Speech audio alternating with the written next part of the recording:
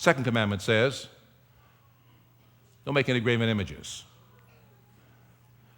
Some of the graven images, Larry Marable, of marriage are nice home, nice cars. Come on, y'all. Both have good jobs. Are you with me? Education. And you begin to measure the success of your marriage by these idols. A successful marriage is not measured by how much stuff you've accumulated, but how close are both of you to Jesus Christ. And how close are you now in compared to how close you were when you started. So the second commandment is the marriage commandment. Third commandment. Thou shalt not take the name of the Lord thy God in vain. Folk, if you're going to call yourself a Christian marriage, then it's got to have two Christian people. To stand before a Christian pastor, now pronounce you husband and wife, by the power and authority invested in me. What God hath joined us together, let no man put asunder. Those words are meaningless if the two people the pastor's saying it to are not really Christian. Thou shalt not take the name of the Lord thy God in vain when it comes to your marriage. Are you listening to me? Fourth commandment, remember the Sabbath day to keep it holy. A marriage without worship. Come on, y'all. The Sabbath allows a family, that's why we're here today, to come aside and remember the Lord who created the marriage. There are two abiding institutions that come down from Eden, the Sabbath and marriage. And on the seventh day, they should come together, husbands and wives, with their children, walking in the church on God's holy day. Come on and say amen out there.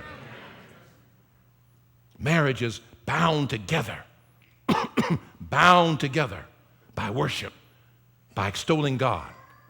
Fifth commandment, honor your father and your mother. Two ways this commandment applies to marriage. Number one, many husbands and wives become mothers and fathers. And you ought to respect one another as such. The father of a woman's children ought to be treated as that. The mother of a man's children ought to be treated as that. Never contribute to the disrespect of your spouse in terms of the children. God have mercy upon you. Some of our mouths need to be sealed shut until Jesus comes. We say stuff in front of the children to demean our spouses. Take your argument to the bedroom, outside. Arguing and fussing in the car, and the kids sitting in the back seat wondering what in the world is going on. Throwing things at one another in the house.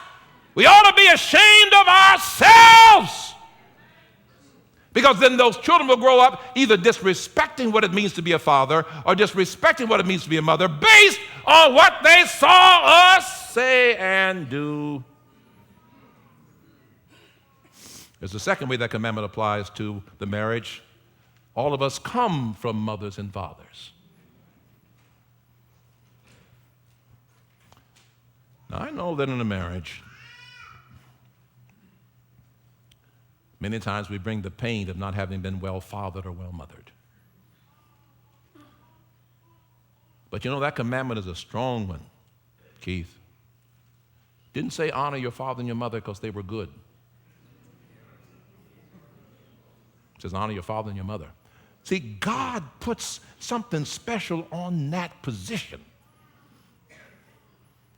So if you got hang-ups with your parents and so forth and so on, you need to settle that. Don't bring that into the marriage. So you marry someone who's got hang-ups with their parents. They bring those hang-ups into the relationship. So the fifth commandment is key to a successful marriage, a spiritual relationship. Thou shalt not kill. Now, we know that sometimes this emotion comes upon you in a marriage.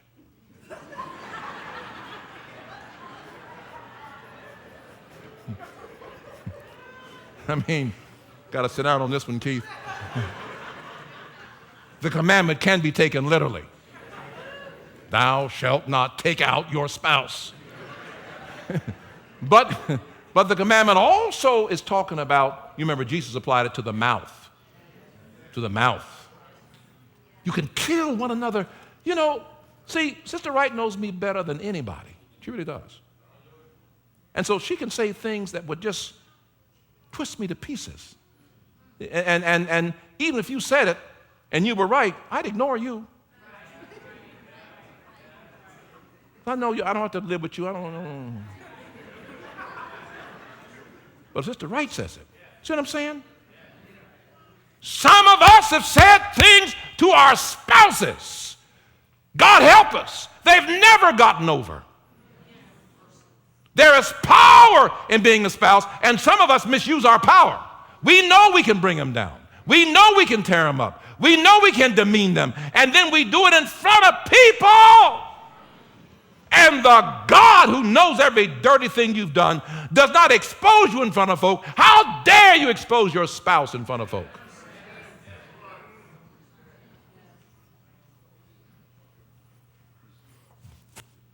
If they're dumb and stupid, it ain't worth a dime, then some dumb, stupid, not worth a dime person chose them.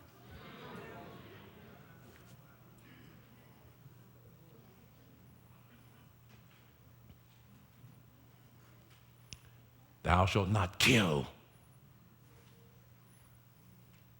Words that lift a person. Or if they're wrong, tell them. But don't strip a person down. And when you have such inner insecurity that you got to pull your spouse down to nothing to feel good about yourself, something wrong with you. You need help. Move in with a psychologist and stay there till you're well.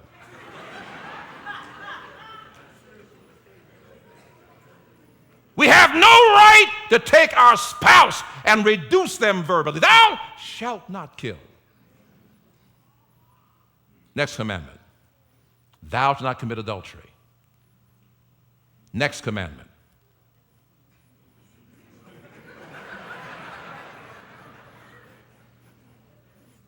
The seventh needs no exposition.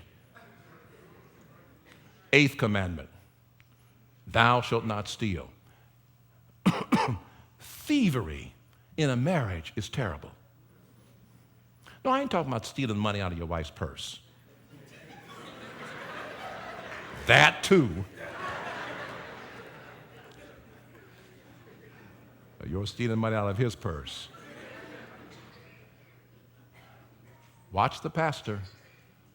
Stealing time, stealing love, stealing priority, stealing from them their dignity and self-respect. It ties right in with thou shalt not kill. Thou shalt not steal. See, one of the most important things that goes on in a marriage is time together. It's precious, isn't it? The time you spend together. And folk, don't take that for granted. One of the big dangers about being married is being married.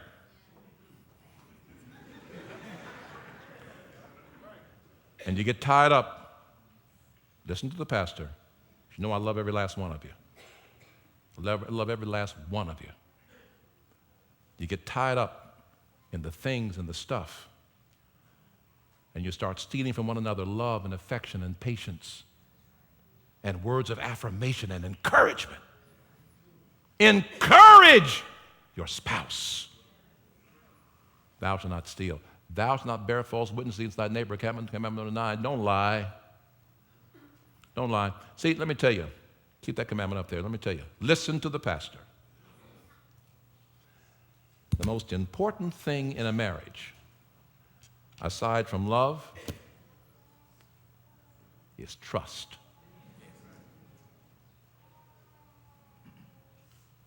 Woo!